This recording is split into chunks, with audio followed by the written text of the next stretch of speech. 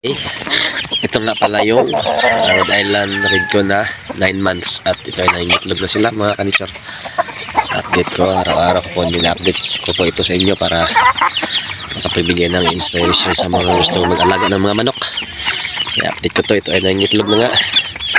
Yun, ulitin ko, ito ay ang 9 months old ko na mga Rhode Island, tandang at saka inahin. Okay, so napapakain ako sa kanila mga kanitsor. Yun, malalaki sila, matataba. Yun. Okay. So yun, tubig nila mga kanitsor. Wala niyang vitamins, pure tubig yan. Wala tayong hinahalo na vitamins dyan. Okay. Yun, yun sila. Napakalusog nila mga kanitsor. Yun. May ngitlog ito sila mga kanitsor, no? Wala na, i-harvest na ako. At ito naman yung mga sisiw natin na isang buwan, 1 month old ito. Ito yung mga sisiw nila mga kanitsor. Ito na yung mga sisiw nila sa mga manok na yan na 9 months old ko, may mga itlog at napisa. Ito yung mga sisiw nila. Yun, ito ay 1 month old. Yun, so ito yung mga dagdag sa alagaan ko mga kanitsor. Yan, malulusog rin sila. So ganyan lang kasimple yung bahay nila mga kanitsor. Okay, so yun. Okay. At ito naman yung aking nag-iisang Brahma. Yan yung paa niya mga kanitsor. Yeah, pure Brahma yan mga kanitsor. Brahma chicken ko na tandang. Nag-iisa po ito kaya inaalagaan ko talaga ito. Kasi napakahirap sa manok, ang klaseng manok sa lugar namin.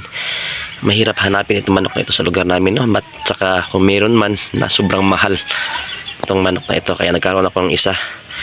Kaso lang walang babae, kaya ginawa ko, kino-crossbreed ko sa ating Rhode Island na inahin. Yon siya. Kaya yon, binukod ko silang dalawa para yung itlog nila ay hindi mahalo doon sa mga Rhode Island natin. At saka mag-aaway kasi ito pag ihalo natin itong ating tandang na Brahma ay mag-aaway sila, no? Kaya binigyan ko siya ng isang babae na Rhode Island para makapagpangitlog. Yan, may dalawang itlog dyan, no? Yan, may dalawang itlog sa baba. Itlog na rin, dalawa yan. Okay, so ganito, napakalaki itong mga kanitsor, itong tandang na yan.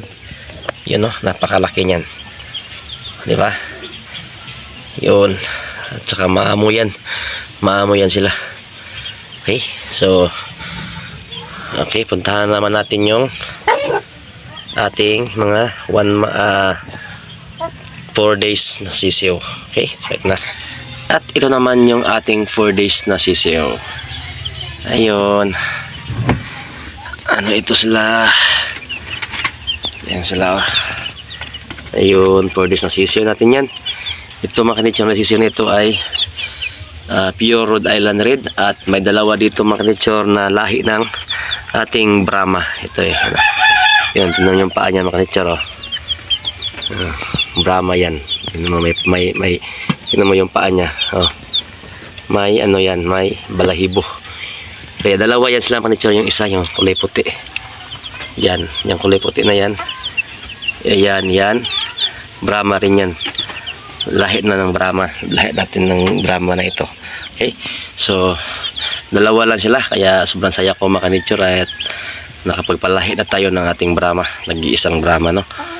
Kaya yon, 4 days na ito sila, sana ay lumaki itong dalawang Brahma natin. Okay, at makapagparami tayo, no?